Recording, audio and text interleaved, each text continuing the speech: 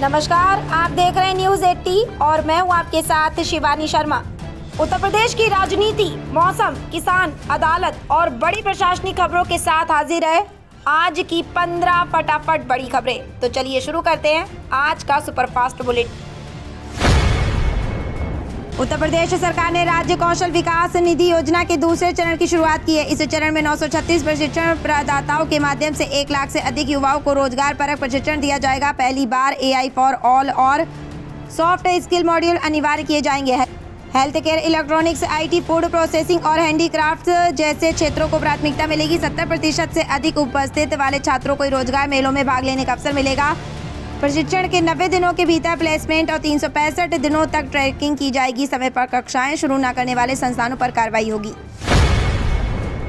उत्तर प्रदेश के मुख्यमंत्री योगी आदित्यनाथ ने मानसिक मंदित एवं निराश्रित दिव्यांगजनों के लिए संचालित आश्रय गृह और हाफ वे होम में रहने वाले संवासियों की मासिक अनुदान राशि 2,000 रुपये से बढ़ाकर 3,000 रुपये करने का निर्णय लिया है। उन्होंने कहा कि दिव्यांगजनों की पौष्टिक भोजन, बेहतर स्वास्थ्य सेवाएं और सम्मानजनक जीवन उपलब्ध कराना सरकार की प्राथमिकता।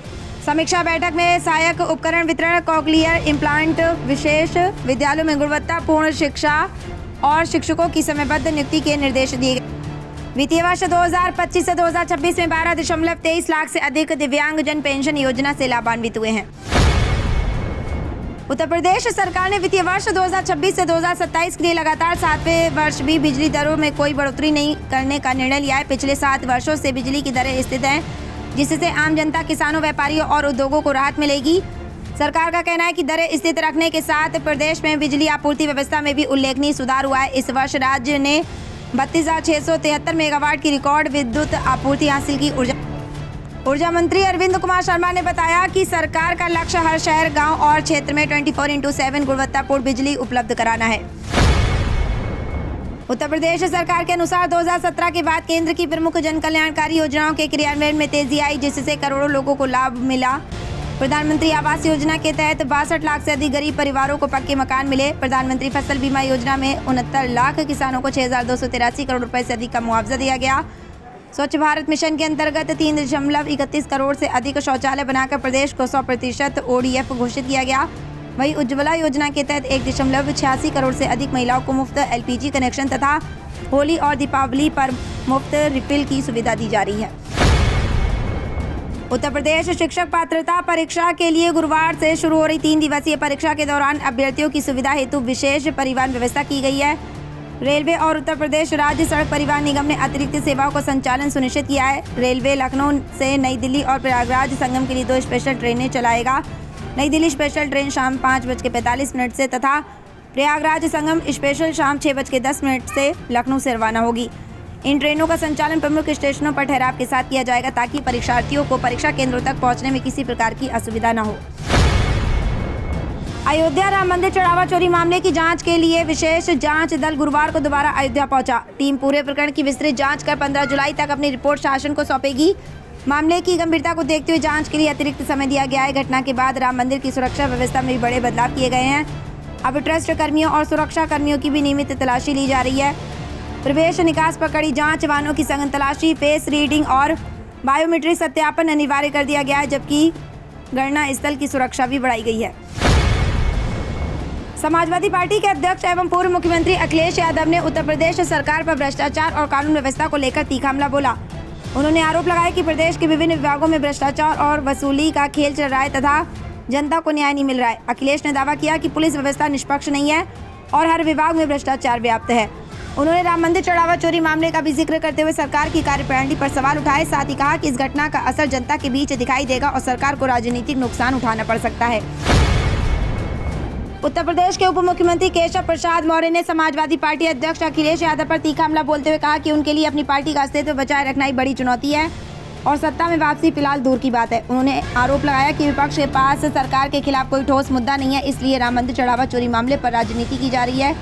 मौर्य ने कहा कि मामले की जांच पुलिस और SIT कर रही है तथा दोषियों पर कार्रवाई होगी। उन्होंने VBG रामजी योजना को ग्रामीण विकास और रोजगार बढ़ाने की दिशा में महत्वपूर्ण पहल बताया।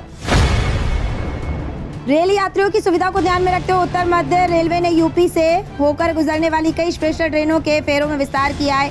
इस फैसले से दिल्ली, पटना और अयोध्या जैसे प्रमुख रूटों पर सफर करने वाले यात्रियों को बड़ी राहत मिलेगी। जबलपुर, अयोध्या धाम, प्रयागराज, हजरत निजामुद्दीन और मदार पटना रूट की ट्रेनों का संचालन अब आने वाले महीनों तक बढ़ा दिया गया है। त्योहारी सीजन और बढ़ती भीड़ को देखते हुए कदम उठाया गया, जिससे यात्रियों को कंफर्म टिकट और बेहतर यात्रा सुविधा उपलब्ध हो सकेगी।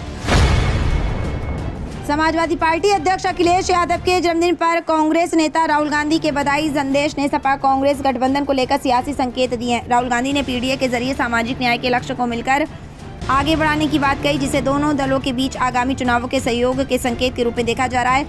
यूपी की राजनीति में इसे सपा कांग्रेस गठबंधन की एकजुटता का संदेश माना गया है। इस दौरान अन्य नेताओं की बधाइयां और राजनीतिक तंजों के बीच पार्टी दफ्तरों में जश्न का माहौल भी देखने को मिला, जिससे 2027 चुनावी समीकरणों की चर्चाएं तेज हो गई हैं।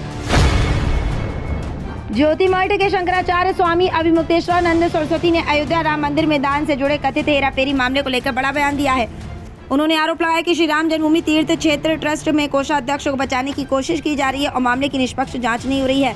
बरेली और पीलीभीत में अपनी 81 दिन की गौरक्षा एवं धर्मयुद्ध यात्रा के दौरान उन्होंने ट्रस्ट की संरचना और गठन पर भी सवाल उठाए। साथ ही उन्होंने गौमाता को राष्ट्रमाता का दर्जा देने की मांग दोहराते हुए गौरक्षा को जन आंदोलन बनाने की अपील की। उत्तर प्रदेश सरकार ने ग्राम पंचायतों में प्रशासनिक व्यवस्था को मजबूत करने के लिए 13,116 नए ग्राम पंचायत अधिकारियों के पद सृजित करने का निर्णय लिया है। पंचायती राज विभाग की बैठक में इस प्रस्ताव को मंजूरी दी गई है, जिसके तहत भर्ती प्रक्रिया 3 चरणों में पूरी की जाएगी। इसके पहले चरण में 4,372 पदों को हरी झंडी मिली है। वर्तमान में राज्य की 58,000 ग्राम पंचायतों में केवल 16,000 अधिकारी कार्यरत हैं, जिससे कई पंचायतों में अतिरिक्त प्रभार की व्यवस्था चल रही है। नए पदों के सृजन से पंचायत स्तर पर कार्यों में तेजी और बेहतर सेवा मिलने की उम्मीद है। लखनऊ कानपुर 6 लेन एक्सप्रेस वे 13 जुलाई को जनता के लिए खोल दिया जाएगा। करीब 63 किलोमीटर लंबे इस एक्सप्रेस वे का लोकार्पण केंद्रीय सड़क परिवहन मंत्री नितिन गडकरी और रक्षा मंत्री राजनाथ सिंह कर रहे हैं, जिसमें मुख्यमंत्री योगी आदित्यनाथ भी मौजूद रहेंगे। इस एक्सप्रेस वे के शुरू होने से लखनऊ और कानपुर के बीच यात्रा समय घटकर लगभग 35 से 45 मिनट तक रहेगा। इसे पूरी तरह सिग्नल फ्री और आधुनिक तकनीक से लैस बनाया गया है। NHAI ने टोल दरें भी तय कर दी हैं, जो पुराने हाईवे की तुलना में अधिक हैं, जबकि सालाना पास की सुविधा भी दी जाएगी। मुजफ्फरनगर की फास्ट ट्रैक कोर्ट ने 6 साल पुराने होमगार्ड रतिराम हत्याकांड में बड़ा फैसला सुनाते हुए आरोपी दीपक को मृत्युदंड की सजा सुनाई है। ये घटना 4 जून 2020 की है, जब ड्यूटी के दौरान गश्त कर रहे होमगार्ड पर आरोपी ने चाकू से हमला कर दिया था, जिसमें इलाज के दौरान उनकी मौत हो गई थी। अभियोजन पक्ष ने 13 गवाहों के आधार पर आरोपी को दोषी साबित किया। अदालत ने टिप्पणी करते हुए कहा कि पुलिसकर्मी पर हमला समाज की सुरक्षा पर प्रहार है। पिछले 90 दिनों में जिले की अदालत 11 मामलों में फांसी की सजा सुना चुकी।